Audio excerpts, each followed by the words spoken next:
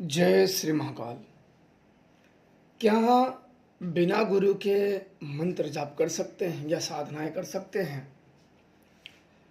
इस विषय में आप लोगों को बताऊंगा। काफ़ी लंबे समय से एक जन मेरे से पूछ रहे थे कि क्या हम बिना गुरु के मंत्र जाप कर सकते हैं या शिव भगवान को गुरु मान सकते हैं या अन्य देवी देवताओं को मान सकते हैं। प्रश्न बड़े थे, तो इसी विषय पे आप लोगों को मैं आज बताऊंगा कि क्या बिना गुरु के साधनाएं कर सकते हो और बिना गुरु के अगर साधनाएं करोगे तो क्या परिणाम होते हैं, या उसके अच्छे परिणाम भी भुगतने पड़ते हैं और दुखद परिणाम भी भुगतने पड़ते हैं। तो इसके लिए आप सबसे पहले ये जानिए कि सर्वप्रथम जब आप साधना करते हैं, पूजा करते हैं, आराधना करते हैं, तो ऐसा तो नहीं है कि आप वह विधि या वह पूजा विधान या अन्य चीज़ जन्म से लेके आए हो। आप किसी न किसी माध्यम से आपको ज्ञात होगा, चलो किसी बुक के माध्यम से या किसी अन्य तरीके से या किसी किसी भी सोर्स से अगर आपने माध्यम बना लिया तो आप समझो कि उससे ज्ञान अर्जित किए और किसी इंसान को गुरु नहीं बनाए हैं। तो आप जब मंत्र जप कर रहे हैं तो विधि भी किसी ने, चलो किसी को मन में आया कि चलो विधि दे देते हैं और मंत्र भी सही दे देते हैं, क्योंकि चाहे नेट ले लो चाहे किताब ले लो, वहाँ एक सीमित समय तक सीमित ज्ञान दिया जाता है। कोई भी व्यक्ति जो जानकार है अपना पूरा ज्ञान वही नहीं दे देता है। उसका सदुपयोग भी वो हो सकता है और दुरुपयोग भी हो सकता है। बस ये होता है कि व्यक्ति कौन से व्यक्ति के हाथ में लग रहा है वो विद्या।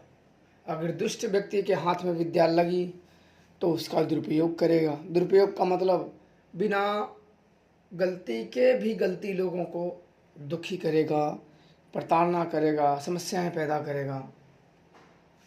अगर आपको कहीं से भी किसी ने भी आपको दे दिया, आपने गुरु नहीं बनाया, मंत्र मिल गया, विधान मिल गया, सब कुछ मिल गया, आप जपने लगे, तो ये बात नहीं है कि आपको मंत्र मिल जाए, विधान मिल जाए और आपको सब मिल गया।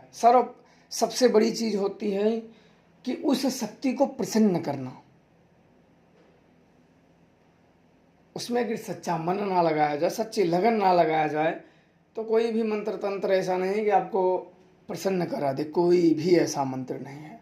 जब तक श्रद्धा और भक्ति नहीं है, श्रद्धा से भक्ति और भक्ति से ही शक्ति आती है, और श्रद्धा ही जिनमें ना हो वो कहाँ से शक्तियाँ प्राप्त करेगा।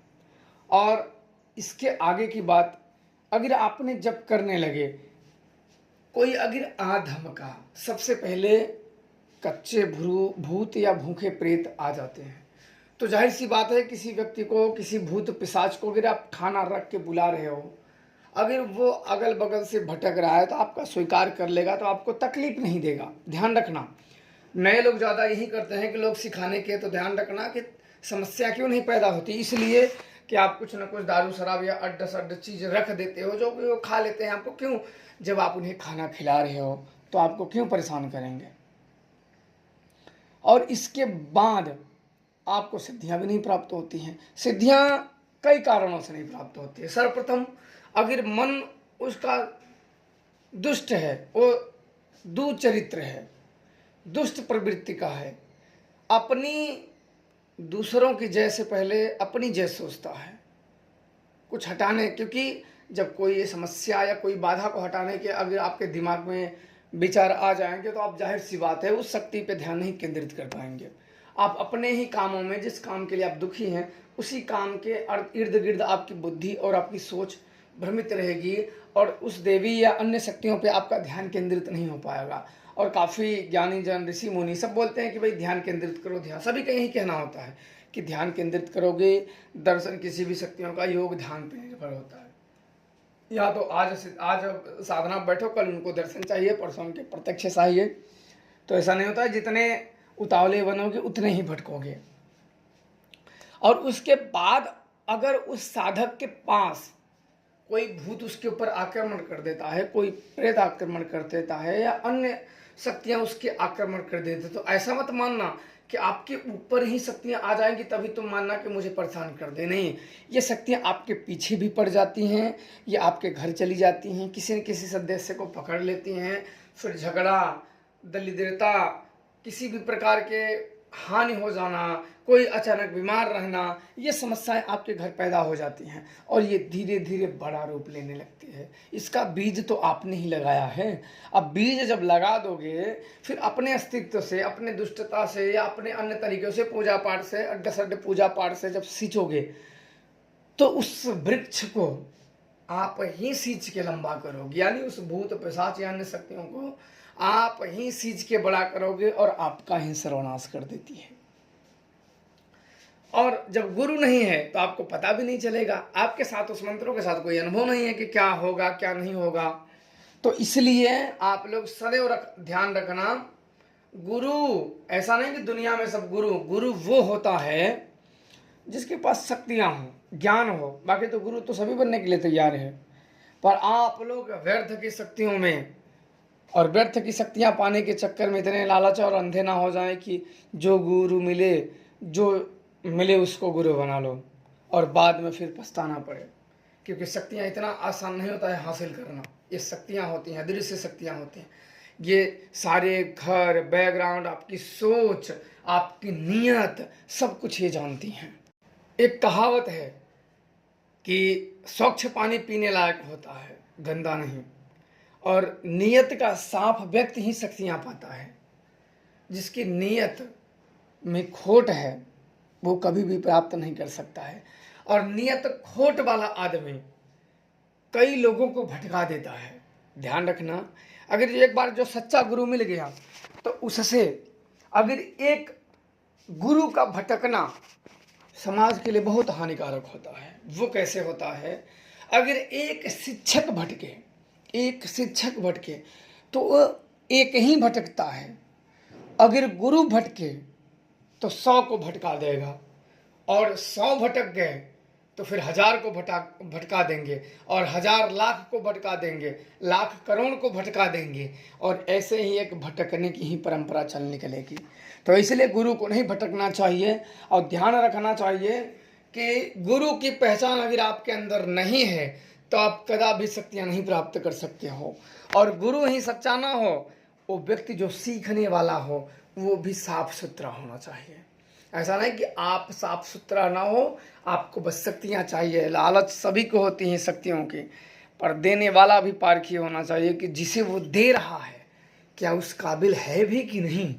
जिसे वो दे रहा है और क्यों दे रहा है, किस लिए दे रहा है और इसका क्या उद्देश्य है, ये सब सोच के आगे पीछे तब उस व्यक्ति को देना चाहिए। और जिस व्यक्ति को वो दे रहा है क्या वो व्यक्ति इस काबिल है, नहीं, अगर है तो ही, अगर अन्यथा वो अपने अंदर के, देखो किसी के दोषों को जानना हो, कोई दुर्गुणी है या दुष्ट है या उसके दोष हैं, तो उसके जब कोई साधना या सिद्धि है अन्य तरीके से, इसमें अपने जीवन के लिए भी किसी भी व्यक्ति को परख सकते हो। आप जब करोगे, उसके साथ जोड़ोगे, तो महीना, 2 महीना, 4 महीना, 6 महीना, साल भर के अंदर में उसके दोष उभर के सामने आएंगे। सर्वप्रथम आपको दोषों को देखना है। शक्तियाँ पूरी तरीके से देने से पहले, पूरी तरीके से सिद्धियाँ देने से पहले उसके गुणों को और अवगुणों को जांच लेना चाहिए कि ये व्यक्ति दुर्गुणी है या गुणी है। क्योंकि गुणी है तो संसार के हितकारी होगा, और दुर्गुणी है तो ऐसे ही लोग संत समाज को भटकाते हैं। बेचारे जो जंगल में तपस्या कर रहे हैं और जो अपनी जिंदगी त्याग कर चुके हैं, जो पूजा पाठ या भक्ति के लिए, किसी चीज़ के लिए कोई न कोई बलिदान करते हैं, और ये ऐसे लोग, दुर्गुणी लोग, गुरु के, किसी अच्छे गुरु का नाम का सहारा लेके फिर लोगों के साथ गलत भ्रम फैलाते हैं, प्रसार करते हैं, और उनकी भी मेहनत को पानी में, इनकी मृत्यु बहुत ही दुखदाई होती है। ये मरते हैं, ये अदृश्य आत्माओं के ही कारण मरते हैं। ये अपने घर में किसी भी प्रकार की इनकी समस्या, थोड़े ही 5 साल के भीतर ही इनके घर के समस्याओं से डूब जाएंगे, 5 साल के भीतर में, और फिर इससे निकल नहीं पाएंगे। क्योंकि ये सब शक्तियाँ, और माँ काली के भक्तों में तो बिल्कुल ऐसे नहीं की जाती है, क्योंकि इनकी शक्तियाँ के जिन पे कोप जाती है तो समझो आपको कोई फिर बचा नहीं सकता है। इनकी शक्तियाँ जिन पे कोप जाएं, महाकाली की शक्तियाँ जिन पे कोप गईं, फिर उन्हें कोई बचाने वाला नहीं है, क्योंकि ये बहुत ही खतरनाक और उग्र कैटेगरी की शक्तियाँ होती हैं। ये जल्द ही विनाश के कगार पे लाके पटक देती हैं। कितने भूत, कितने पिशाच, जिंदगी भर परेशान हो जाओगे। तो इसलिए काफ़ी मेरी जब गुप्त गुफाओं में कुछ साधुओं से संपर्क हुआ तो मैं जाना कि कुछ लोग, नए लोग में कुछ बहुत लोग होते हैं जो भाई चंद किसी लाभ और हानि के चक्कर में, लाभ और हानि के चक्कर में वो गलत दिशा में मुड़ जाते हैं और कई लोगों को भटका देते हैं। हर व्यक्ति के कोई ना कोई शिष्य होते हैं, चोर के भी शिष्य होते हैं, महान व्यक्ति के भी शिष्य होते हैं, दुष्ट के भी शिष्य होते हैं, बीच वाले के भी शिष्य होते हैं। जिनका बात फिटिंग में बैठ जाए वो अपने शिष्य गुरु शिष्य बन जाते हैं। आप देखे होंगे अच्छे से भी अच्छे व्यक्ति के शिष्य होंगे, बुरे से भी बुरे व्यक्ति के शिष्य होते हैं। क्यों? क्योंकि वो अपना चरित्र और उसका चरित्र में मेल पा जाते हैं। जब मेल पा जाएंगे तो उसे मान लेते हैं। ध्यान रखना, दुष्ट चरित्र व्यक्ति को ही भाते हैं, इस बातों को याद रखना। और सदैव भटकना मत, किसी के बहकाव में नहीं आना चाहिए। अब इसमें मैं आपको बताता हूँ एक बार, शिष्य ऐसे होते हैं दुष्प्रचार। मैं एक चीज़ बता दे रहा हूँ, जब मैंने सिखाए तो लोगों ने प्रचार किया, फिर लेने का, लूटने का, फिर और लोग लूटे गए, फिर जो उनसे फिर दूसरे ने लूटा, फिर दूसरा फिर अन्य लोगों को लूटने का प्रयास करने लगा, फिर ईश्वर की देवी की मर्जी के बच गए।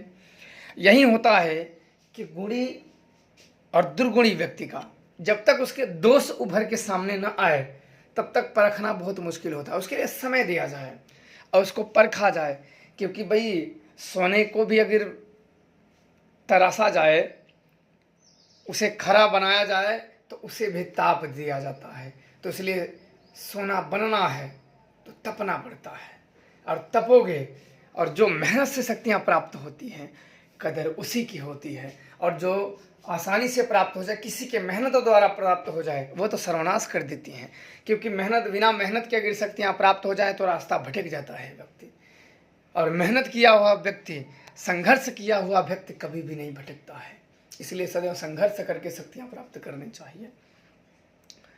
और शक्तियों को बेचने वाले के बारे में आपको मैं बता देता हूँ कि भाई शक्तियाँ क्या आप लोग बेच सकते हो? इसी बारे पे आप लोग समझ आओ।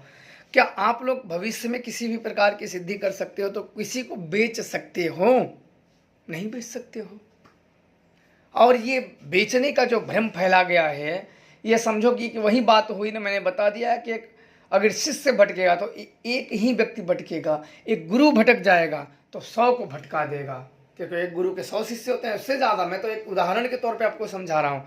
और जब 100 भटक गए तो 100,000 को भटका देंगे, क्योंकि ये एक भटका हुआ व्यक्ति कई भटकों को भटका देता है। मैंने ये कुछ शक्तियों से जाना कि अगर एक व्यक्ति भटका है तो जितने भी भटके व्यक्ति हैं वो सभी को भटका देगा। इसका अंदाज़ा लगा सकते हो कि संसार में कितने लोग सही मार्ग पे हैं और कितने लोग भटके हैं। एक भटका हुआ व्यक्ति कई की नैया डुबा देता है। क्योंकि अगर एक व्यक्ति गलत दिशा में चलता है तो उस दिशा में गलत व्यक्ति और दुर्गुणी व्यक्ति और कपटी व्यक्ति उसी की राह पे चल देते हैं। यदि वो राह ना तो ज्ञान का होता है और ना भक्ति का होता है और ना मुक्ति का होता है। साधु और संत समाज भक्ति को सदैव मुक्ति की ओर ले जाने की बात कही है कि भक्ति करो, इस जीवन को मुक्त करो, जीवन मरण मृत्यु के चक्र से, बंधन से मुक्त हो जाओ। तो सदैव तो इसलिए इस ज्ञानों का और परख होनी चाहिए। क्योंकि अगर आपको यही बात है, गुरु के परख सर्वप्रथम, अन्यथा इतने गुरु हैं कि आप 10 बार ठोकर खाओगे ना तो 11वां अगर सही भी मिल जाएगा ना, उसे वैसे भी बोल दोगे कि तुम सही नहीं हो। क्योंकि सोना में और पीतल में ज़्यादा फर्क नहीं होते हैं। फर्क वहीं कर सकता है जो दोनों को पहचानता हो। जो दोनों को ना जानता हो सही से, वो क्या फर्क करेगा? वही बात होती है आप लोगों में। जो व्यक्ति तंत्र मंत्र की लाइन में नया आया हो तो क्या फर्क करेगा कि कौन अच्छा है कौन ढोंगी है? फर्क कर पाओगे? उस स्वर्ण की तरह और उस पीतल की तरह दिखते लोग वही हैं। कभी कभी पीतल तो नए में ऐसा चमक जाता है कि स्वर्ण से भी प्योर लगने लगता है कि भाई ये तो ऐसा है। पर समय के बाद पीतल आपको समझ में आ जाएगा कि भाई ये तो पीतल है। पर तब तक आप तो धोखा खा चुके हैं होंगे, आपका मन टूट गया होगा, कुछ ईश्वर के प्रति खिन्नता जाग गई होगी, तो काफ़ी चीज़ जाग जाते हैं। इसलिए बहुत संभल संभल के पैर रखना चाहिए, क्योंकि अगर आपके मन में ईश्वर के प्रति अश्रद्धा जागे, अविश्वास जागे, तो समझो आपको कृपा कभी भी नहीं प्राप्त होगी।